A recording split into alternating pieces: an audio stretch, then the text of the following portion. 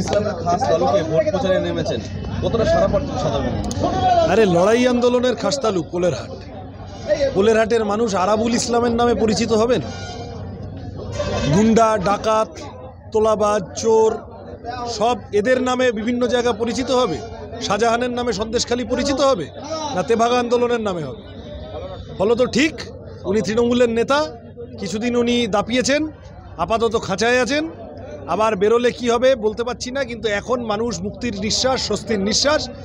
এবং আমরা নিশ্চিত যে এইবারের নির্বাচনে এই ধরনের যারা যারা আছে এই লোকগুলো খুব একটা ফ্যাক্টর হবে না, মানুষ তার মতো করে ভোট দেবে এবং দিয়ে এইসব চুনোমাছদের ওপর দিয়ে মানুষ লড়াই করবে, লাল ঝান্ডাকে উঠতে তুলে ধরবে।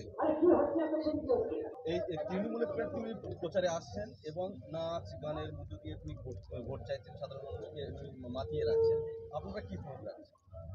চমক রাখার দরকার কি? কেউ নাচ গান করলেই আমাকে লাফাতে হবে সাথে সাথে? আমি পেট্রোল ডিজেল রান্নার গ্যাসের দাম কমলো কিনা জানতে চাই।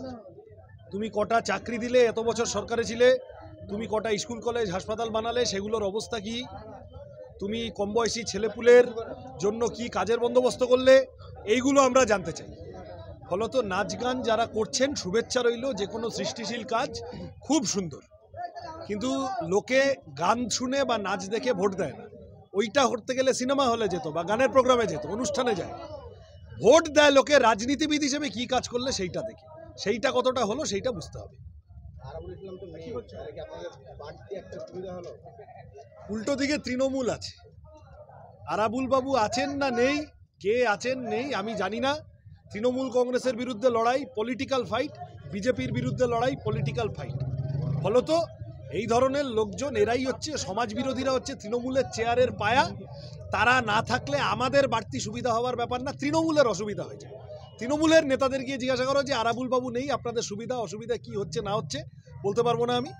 আমরা তৃণমূলের বিরুদ্ধে লড়বো এবং তৃণমূলের ওপর দিয়ে লাল পতাকা ভাঙড়ে এবার উঠবে, এইটুকু বলতে পারবো। কি বার্তা দিচ্ছেন এইটাই, এবারের ভোট কিসের উপরে হবে?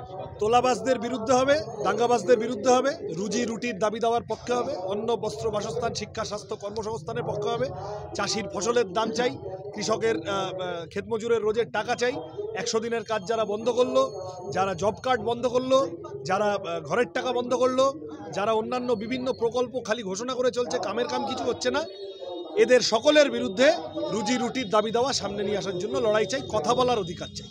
লোকসভা নির্বাচনে তৃণমূল জয়ী, বর্তমানে কি পরিস্থিতি হতে চলেছে? লোকসভা নির্বাচনে তৃণমূল জয়ী ছিল, তারপরে একটা বিধানসভা নির্বাচন হয়েছে, নওশাদ সিদ্দিকী সাহেব এমএলএ হয়েছেন এবং সেটা 2-4-5 হাজার ভোটে নয়, অনেক ভোটে জিতেছেন।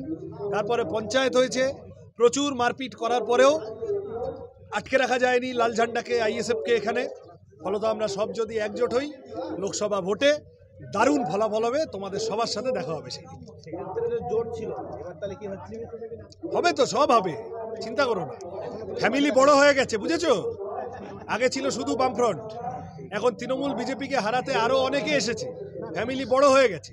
সেই বড় ফ্যামিলিতে খাবার টেবিল যখন দেখবে একদিক থেকে আরেক দিকে অবধি আওয়াজ গেলে, এই যে সব যখন লম্বা ঘরে যখন এখন রোজার পরে ইফতারে বসছে, একদিক থেকে আরেক দিকে যদি কথা বলতে যায় তখন কথা যেতে একটু সময় লাগে, বলে কি বললি আরেকবার বল, শুনতে পাইনি, তাই তো? ওইটা করতে একটু টাইম লাগে, কিন্তু সব একসাথে বসে যাবে, সব হয়ে যাবে।